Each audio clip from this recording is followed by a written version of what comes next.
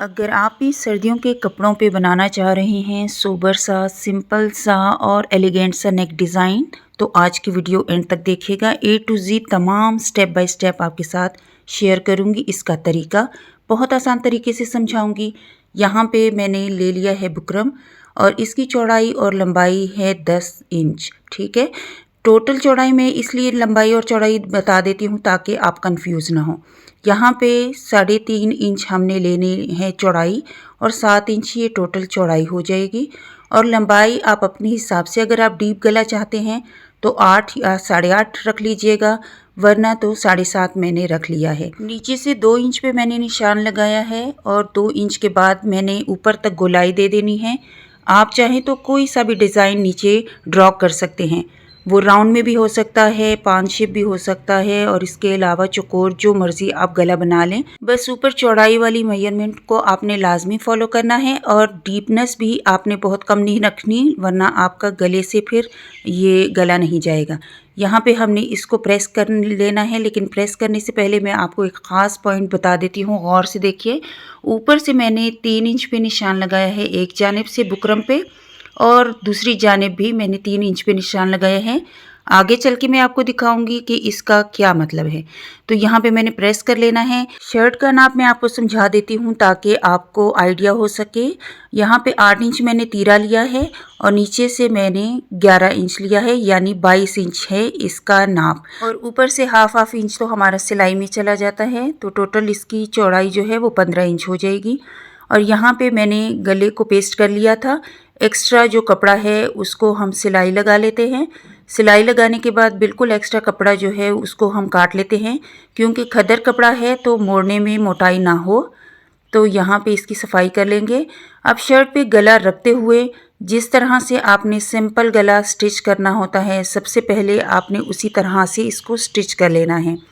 मेरी कोशिश होती है कि नए सीखने वाले भी बहुत आसानी से गलों के डिज़ाइन और स्टिचिंग सीख सकें, तो मैं बहुत आसान तरीके से ही आपको समझाऊंगी और इंशाल्लाह आपको एंड तक अगर आप देखेंगे तो लाजमी समझ में आ जाएगा गले का डिज़ाइन। और ये गले का डिज़ाइन सर्दियों में बहुत काम आता है। आप यकीन माने, खुले गले आप सर्दियों में नहीं पहन सकते, तो इस तरह हम बैन वाले गले, हाफ बैन वाले गले, चाइनीज़ नेक डिज़ाइन आप अच्छे से बना लें। और मैंने अपने चैनल पर बहुत से गलों के डिज़ाइन डाले हुए हैं और बहुत आसान तरीके से मैंने शेयर किए हुए हैं, तो आपने लाजमी देखने हैं। अब यहाँ पे ये देखें, 3 इंच पे जो हमने निशान लगाया था, यहाँ पे हमने सिलाई को पक्का कर लेना है, बिल्कुल उसी निशान पर लाकर, और इस सिलाई को हमने पक्का करना है। और ये दोनों जानिब से हम करेंगे।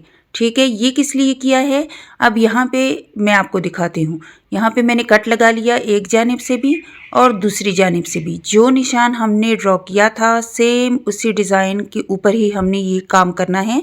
अब जो हमने सिलाई लगाई थी उस सिलाई को हमने रिमूव कर देना है।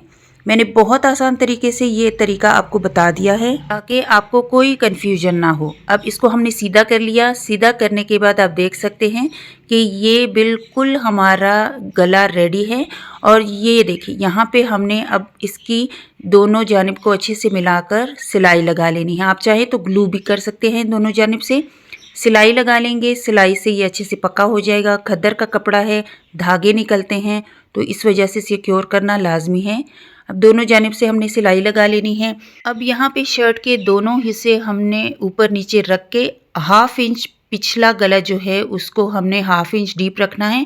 यहाँ पे मैं एक पॉइंट आपको समझा देती हूँ कि अगर हमारे पास ये सिला सिलाया गला होता ऊपर तक, तो हमने ये देखें, ये हमारे पास सिला सिलाया नहीं है, तो हमने इसके बिल्कुल साथ साथ इसकी कटिंग करनी है।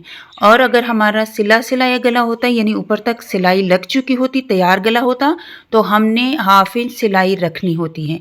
ठीक है, इसको आपने लाजमी फॉलो करना है, वरना स्टिचिंग के दौरान आपको बहुत बड़ा मसला आ सकता है। तो इसको आपने लाजमी देखना है।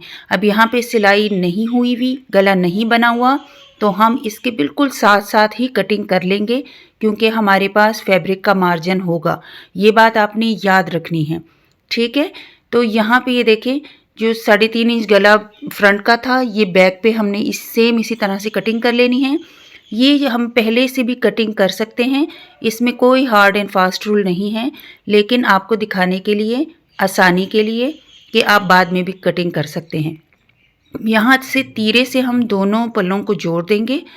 फ्रंट और बैक के पैनल्स को हमने यहाँ पे जोड़ लेना है। जोड़ने के बाद यहाँ पे हमने हाफ बैन अटैच करना है। किस तरह से अटैच करेंगे?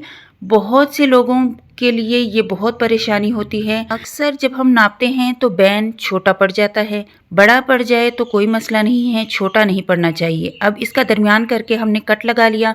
एक्स्ट्रा फैब्रिक को हम ट्रिम कर लेंगे ताकि सिलाई में कोई मुश्किल पेश ना आए। अब हमने यहाँ पे इसकी मेजरमेंट करनी है, ठीक है। यहाँ पे अच्छे से हमने मेजरमेंट कर लेनी है और जब हम यहाँ से इसको नापेंगे तो 13 इंच से थोड़ा सा कम है, तो हम 13 इंच ही रखेंगे। कोशिश करेंगे कि एक पॉइंट ज़्यादा भी रखें। यहाँ पे मैंने बुकरम लिया है। बुकरम की चौड़ाई जो है वो 3 इंच है, लंबाई मैंने 8 इंच रखी है। ये डबल फोल्ड करके है। तो अब हमने किस तरह से नापना है? अब बैक साइड वाला गला जो है वो 3.5 इंच है चौड़ाई, क्योंकि हमारे पास 3.5 इंच थी। और यहाँ से नीचे से हमने 1 इंच का ऊपर तक निशान लगा लेना है।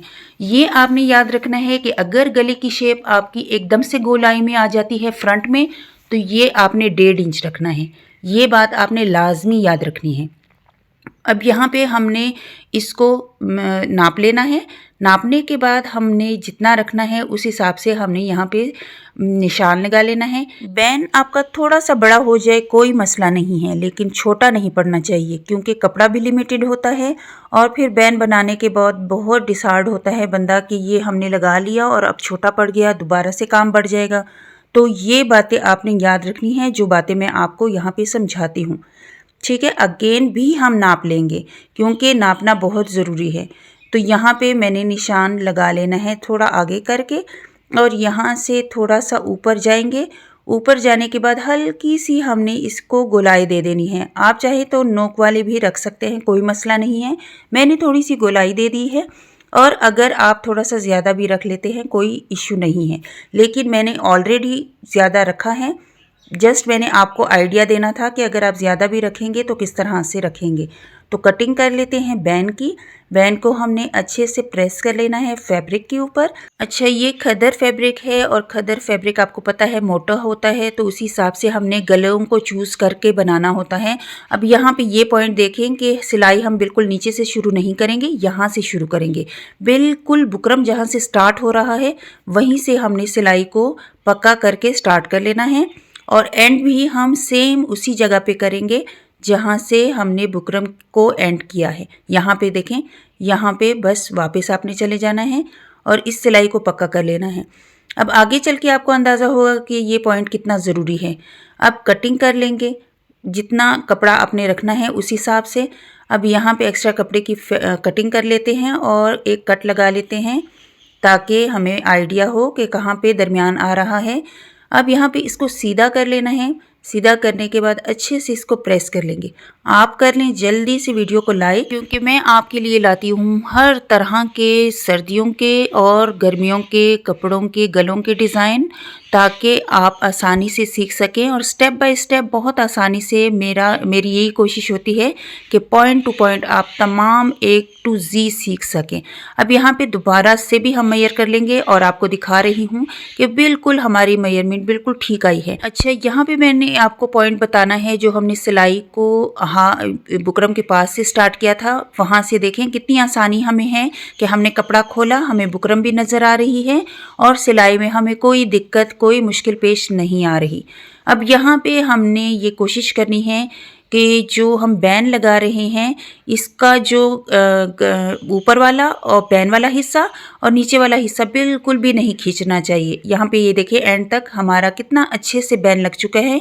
हालांकि हमने मेजरमेंट के थोड़ी सी ज़्यादा भी रखा, लेकिन आपको पता है कि ऊंच नीच इसमें आती है। हमने इसलिए ज़्यादा रखा था ताकि हमारा अच्छे से पहुंच जाए और हमारा बैन बिल्कुल अच्छे से पहुंच गया। अगर हमने कम रखा होता तो बहुत मुश्किल पेश आती। अब यहाँ पे हमने अच्छे से तुरपाई कर ली, प्रेस कर लिया। उम्मीद करती हूँ आज की वीडियो आपको पसंद आई होगी। फिर मिलेंगे न्यू डिज़ाइन के साथ। अल्लाह हाफिज़।